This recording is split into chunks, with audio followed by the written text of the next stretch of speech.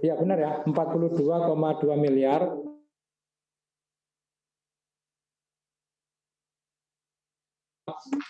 Naik 9,51% year on year. Nah, selain itu kita juga tumbuh yang signifikan di pembiayaan. Pembiayaan kita di triwulan 1 2020 menjadi 30,45 triliun atau naik menjadi 34,28% year on year. Kemudian kasa naik signifikan menjadi 16,9 triliun atau naik 77,5%. Simpanan menjadi 33 triliun atau naik sebesar 16,11%. Nah, dengan kenaikan kasa ini kami berhasil melakukan efisiensi di biaya dana, sehingga cost of fund kami turun dari 4,9% di triwulan 1 tahun 2019 menjadi 3,8% di triwulan 1 tahun 2020. Di sisi lain, kami juga mampu untuk menjaga pendapatan agar tetap optimal, sehingga dengan turunnya kasa ini maka bisa menaikkan net interest margin kami dari 5,2% di triwulan 1 2019 menjadi 6,08 di semester 1 tahun 2020. Nah, kasa yang naik signifikan tersebut ini antara lain didrive oleh kenaikan dari giro dan tabungan payroll. Ya. Giro naik sebesar 228% menjadi 7,2 triliun. Ini berasal dari giro transaksi nasabah kami dan beberapa institusi pemerintah, pendidikan dan BUMN. Ya. Ini memang sengaja kami lakukan karena peningkatan transaksi giro ini selain meningkatkan DPK juga bisa sebagai close monitoring kami terhadap debitur pembiayaan kami. Kemudian tabungan payroll ini juga naik signifikan, naik 46% ya year on year. Nah, ini juga merupakan salah satu fokus bisnis kami di tahun 2020 ini, karena pengembangan payroll ini selain menambah tabungan, simpanan dana murah, juga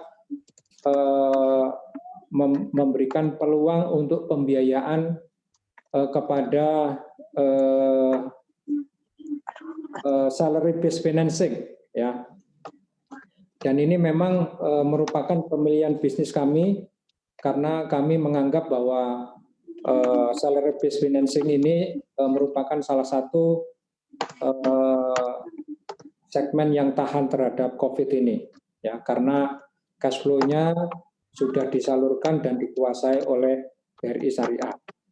Kemudian dari sisi pembiayaan yang naik signifikan tadi didrive oleh pertumbuhan pembiayaan di retail. Ya, retail posisi triwulan 1 2020 menjadi 20,5 triliun, naik 49,7%. Ya. Di retail sendiri itu kenaikan yang signifikan itu ada di SME, ya. SME itu naik menjadi 5,4 triliun atau naik sebesar 91,71%. Kemudian consumer menjadi 8,9 atau naik 31,7%, dan mikro menjadi 5,6 atau naik sebesar 63,6%. Tentu kenaikan di segmen retail ini selaras dengan visi kami, bahwa BRI Syariah ini memiliki visi memimpin di segmen retail consumer.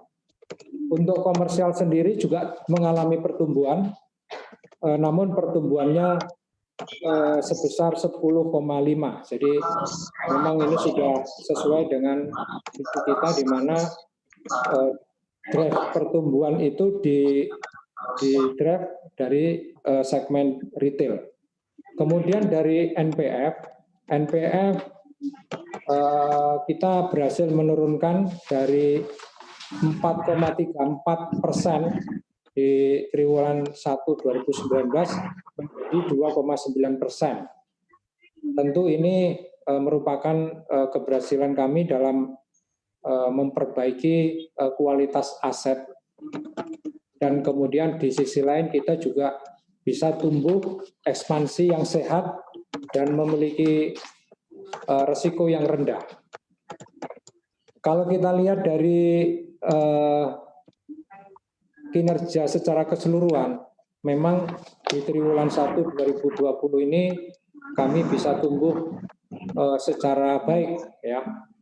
Nah, memang kalau kita lihat sekarang bagaimana dengan dampak COVID ini, untuk di di triwulan 1 2020 memang masih belum terasa dampaknya, ya. Hampir sebagian besar nasabah kami masih melakukan pembayaran tepat waktu, ya. Nah, memang dampak COVID ini baru kami rasakan mulai bulan April, ya. Tapi kami sudah melakukan langkah-langkah antisipasi sebagaimana yang sudah dikeluarkan sesuai dengan kebijakan stimulus yang dikeluarkan oleh pemerintah, di mana kami juga sudah mengeluarkan kebijakan-kebijakan restrukturisasi menyesuaikan dengan kebijakan stimulus dari pemerintah. Dan kita juga sudah melakukan restrukturisasi kepada nasabah-nasabah kita. Nah, sehingga diharapkan dengan adanya langkah-langkah ini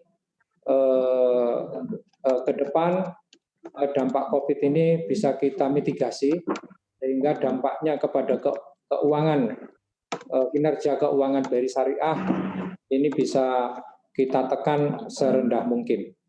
Mungkin itu dulu pengantar dari saya. Mungkin sebelum ini Pak Fahmi ingin menambahkan. Enggak, ya, mungkin itu dulu sementara teman-teman yang bisa saya sampaikan.